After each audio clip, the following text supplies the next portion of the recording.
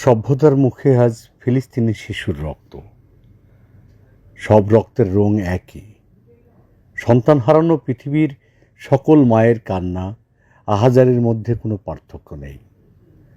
দখল, আধিপত্য ও রাষ্ট্র না বোঝায় এসব অবুঝ নিষ্পাপ শিশু, তারা দানব ইসরায়েলের ভয়ানক নৃশংসতার শিকার হচ্ছে। ফিলিস্তিনের ভূমি গ্রাস করতেই সেখানে হত্যাযজ্ঞে মেতে উঠেছে খুনি ইসরায়েল। অসহায় ও নির্মমতার শিকার হয়ে ফিলিস্তিনি শিশুর মায়েরা আজ বাকরুদ্ধ। চোখের সামনে স্বামী সন্তান ও নিজেদের মৃত্যু দেখছে প্রতিনিয়ত। কারো কিছু করার নেই। পুরো ফিলিস্তিন জুড়ে হায়েনাদের আক্রমণ, যত্রতত্র লাশ, বাড়িঘর নিশ্চিহ্ন হয়ে যাচ্ছে।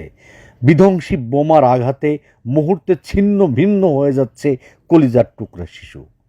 কোনোভাবেই চেনার উপায় থাকছে না তাদের মৃতদেহ। সন্তানের লাশ শনাক্ত করতে এখন ফিলিস্তিনি মায়েরা বিশেষ কৌশল ব্যবহার করছেন। ইসরায়েলি হামলায় নিহতদের একটি বড় অংশই শিশু। হাসপাতালের মর্গে ছিন্ন বিচ্ছিন্ন হয়ে যাওয়া শিশুদের শনাক্ত করতে হিমশিম খাচ্ছেন ফিলিস্তিনির অসংখ্য বাবা মা। এ অবস্থায় গাজা উপত্যকায় নতুন পন্থা দেখা দিয়েছে। সন্তানদের শরীরে বিভিন্ন অংশে তারা নাম লিখে রাখছেন, যেন এই নাম দেখে তারা তাদের প্রাণের টুকরো মরদেহ সন্তানকে শনাক্ত করতে পারে। এ বিষয়ে সিএনএনকে আল-আকসা মটিয়াস হাসপাতালের প্রধান আব্দুর রহমান জানিয়েছেন যে তারা বেশ কিছু শিশুর মরদেহ পেয়েছেন, যাদের পায়ে, পেট কিংবা শরীরের বিভিন্ন অংশে মা বাবার নাম লিখে রেখেছিলেন।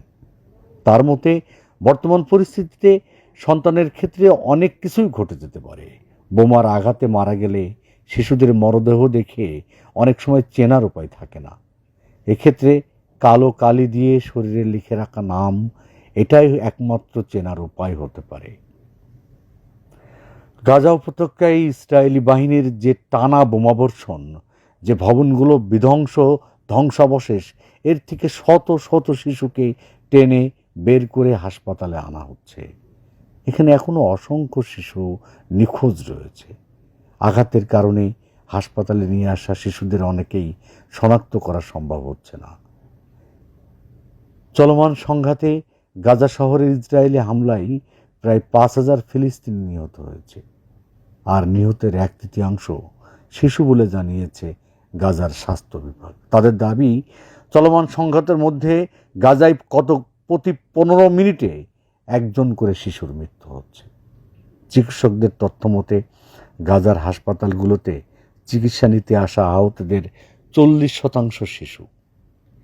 এই যে বর্বর হামলা, এই যে নৃশংসতা, এটা ফিলিস্তিনি শিশুদেরকে, যে একটা প্রজন্মকে, ফিলিস্তিনি শিশুদের হত্যার মাধ্যমে একটি প্রজন্মকে পঙ্গু করে দেওয়ার একটা চেষ্টা, এরকমটি দাবি করছে মানবাধিকার সংগঠনগুলো।